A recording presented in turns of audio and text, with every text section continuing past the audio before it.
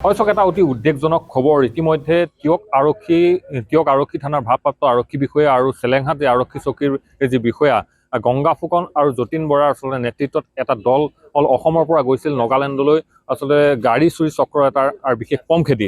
কিন্তু এতিয়া এই মুহূৰ্তত যিটো অতি উদ্বেগজনক খবৰ আহিছে যে সেই যি আচলতে আৰক্ষী দলক ইতিমধ্যে নগা দুৰ্বৃত্তই তাত আবদ্ধ কৰি থোৱাৰ খবৰ আহিছে যে যোৱা নিশা আচলতে সেই দলটো তাত আবদ্ধ কৰি ৰখাৰ এই মুহূৰ্তত খবৰ আহিছে।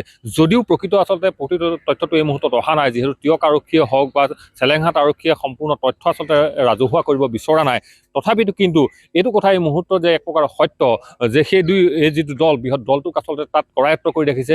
আমাৰ হাতত যি তথ্য এই মুহূৰ্তত আহিছে যে এজন বেটেলিয়ানক এই মুহূৰ্তত আচলতে দুৰ্বৃত্তই আক্ৰমণ কৰিছে, চোকা অস্ত্ৰৰে আচলতে আক্ৰমণ কৰা খবৰ এই মুহূৰ্তত আহিছে। এই মুহূৰ্তত যোৰহাটৰ আৰক্ষী উচ্চপদস্থ আৰক্ষী বিষয়া এই মুহূৰ্তত সেই নগালেণ্ডৰ যে ইয়াছিং বস্তিলৈ আচলতে গৈছে।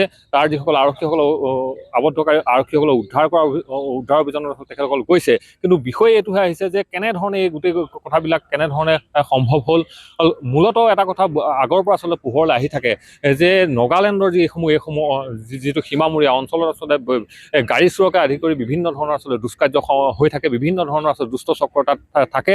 আৰু অসমৰ বিশেষকৈ গাড়ী চুৰি যি চক্ৰ তাত সক্ৰিয় হোৱাৰ আচলতে তথ্য বিগত সময়ছোৱাত থাকে, এটা ৰেকেট আচলতে চলি থাকে। আৰু এই বিশেষ আচলতে খবৰটোৰ পম খেদিয়ে আচলতে টিয়কৰ পৰা আচলতে বিশেষ আৰক্ষী দলটো তালৈ গৈছিল, যে তাত গৈ কিন্তু আজি এক অনাহত পৰিৱেশৰ আচলতে সন্মুখীন হ'ব লগা হ'ল। তেওঁলোক কৰায়ত্ব হ'ব লগা হ'ল দুজনকৈ আৰক্ষী বিষয়াৰ নেতৃত্বত যোৱা দলটোৰ। এই মুহূৰ্তলৈকে কিমানজন আৰক্ষী এই বিষয়া বা আৰক্ষী দলটোৰ আচলতে কিমান লোক তাত আছিল এই মুহূৰ্তলৈকে প্ৰকৃত তথ্য অহা নাই। কিন্তু পৰৱৰ্তী সময়ত এইখিনি তথ্য পোহৰলৈ আহিব। কিন্তু এই মুহূৰ্তত যে এই যিটো দলটো তাত কৰায়ত্ব হৈ থাকিব লগা বিষয়টোৱে কিন্তু এটা চেপা উত্তেজনা বিৰাজ কৰিছে এই মুহূৰ্তত।